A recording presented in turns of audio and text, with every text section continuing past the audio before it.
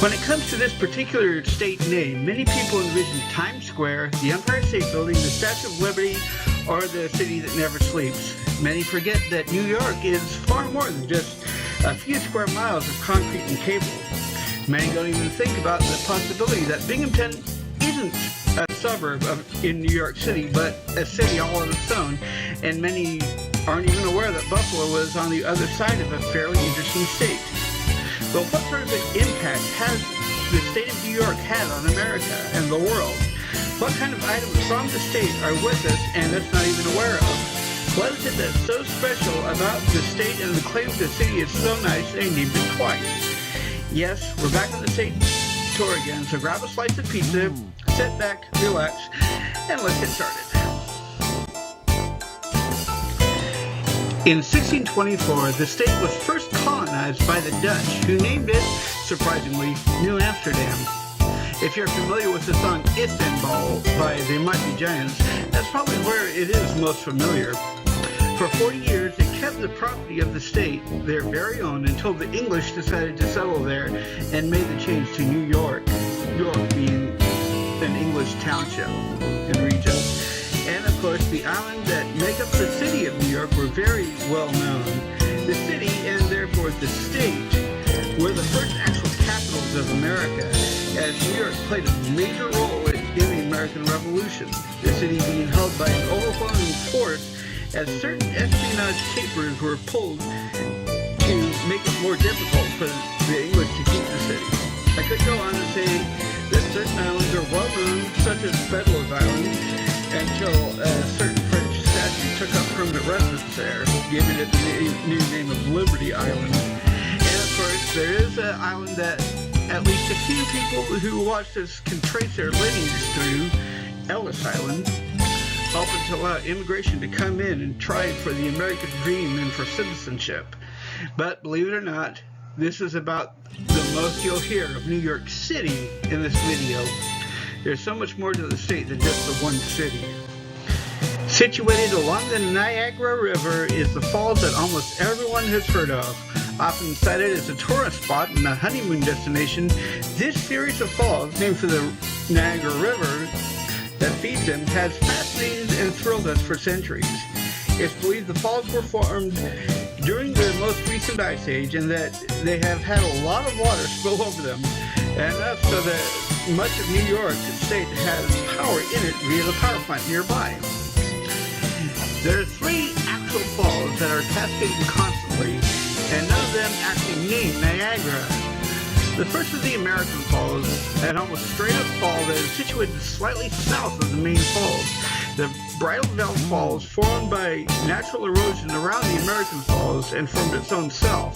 But the big kahuna, if you can believe it, is the aptly named Horseshoe or Canadian Falls. This is probably the first thing you think of when you hear the name of the whole system.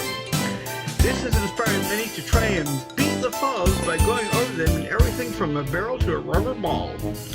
But perhaps the most well-known attraction is the Maid of the Mist, a ship that goes from both the American and Canadian sides and crosses into the mist from the falls themselves. It has also played a part in many theatrical and television shows, and from personal experience, having visited the falls myself about half a lifetime ago, I can remember the sheer volume of power and awe that they represented. It's light, and here I ask forgiveness for bringing up a little bit of religion. It's a reminder that we don't have total control over everything, and that nature herself is far mightier than we can possibly imagine. Okay, I suppose I had better say why I called this section what I called it. As it turns out, the agricultural fields of the Empire State include quite a few well-known products, but among them is the one that would actually drive vampires away. Of course, I'm talking about garlic. The bulbous vegetable that, if crushed, tends to drive far more than vampires away. Still, there are those that are simple fans of this spice, and it has been shown to be a bane to LDL cholesterol, and is now touted for the health benefits. Will it mean that if it grows in popularity, it will come to the end of the vampires as we know them? Time will tell.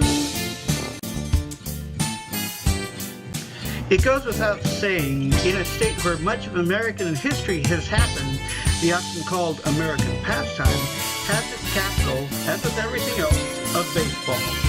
The entire city, not just the museum and the actual hall of baseball, is basically devoted to the sport. More often than not, 2% is given to baseball themes. The actual museum and the hall came into existence in 1939 via a hotelier who wanted to get some tourism to his town. At the time, the big sport was, in point of fact, baseball. Names like Babe Ruth and Lou Gehrig were well known and even heroes to American kids and even some grown-ups. And it's no wonder why. The thrill of the field and the expectation of the unexpected is something that keeps the players and the fans going day after day, waiting for the next big play. The actual hall is reported to even be haunted by the souls of those on the walls who have passed away. The museum, housing displays from most of the points in the history of the sport, also appears to have a few of the previous owners of the items on display, not wanting to give them up to the pesky living. Aside from the supposed haunting, anyone wanting to know the history of this sport can be lost in the city for days and still not see it all.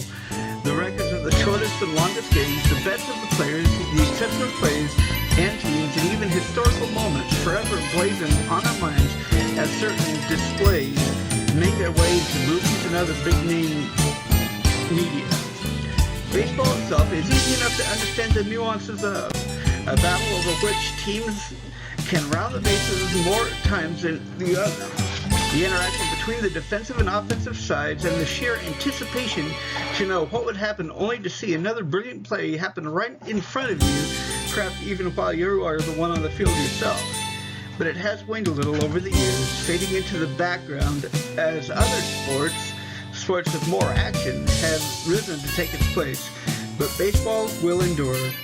While certain players of other sports will flare for a moment, then fade, names like Joe DiMaggio, Joe Torre, Greg Maddux, and a whole list of others, as well as the places where they are enshrined, will stay with us forever. So, with that, which New York resident did I believe served a spot on this list?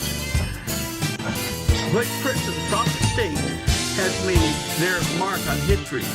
Who was it that, in their own humble way, opened up the universe for us to see?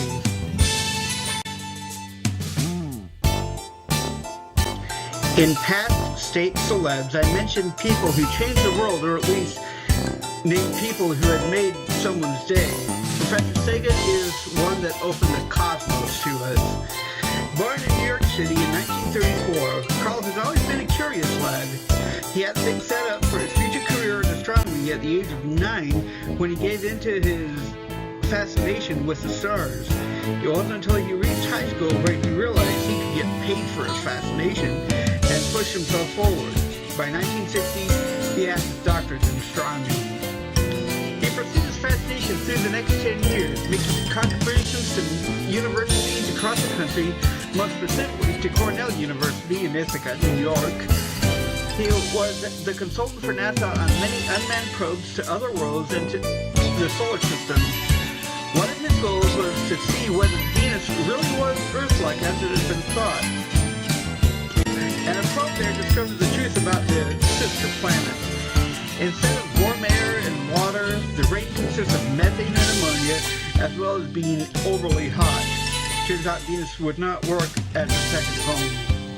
He also believed there had to be life elsewhere out there, and was instrumental in sending the only signal we purposely sent out into space, a single number that, if anyone who received it could figure it out, would lead them to us. He also had been instrumental in sending the Voyager spacecraft out into the cosmos, including a record they hoped anyone who found the probe might be able to play.